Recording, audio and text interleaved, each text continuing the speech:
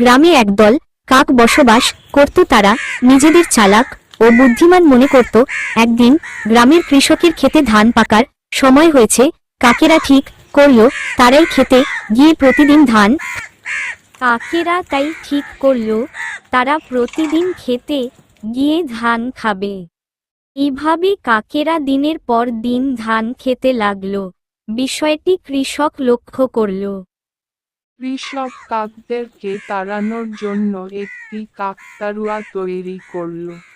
প্রথমে তো কাকগুলো তাকে দেখে ভয় পেল, কিন্তু তাদের মধ্যে এক চালাক কাক বলল, আরে বন্ধুরা, এটা তো মানুষ নয়, এটি একটি কাঠের মূর্তি।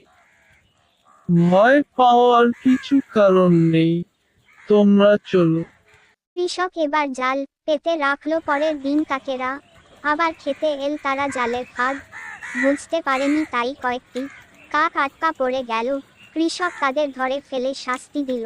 এই গল্পের শিক্ষণীয় দিক হল লোভ এবং অতি আত্মবিশ্বাস মানুষ এবং প্রাণী যে কারো ক্ষতি করতে পারে।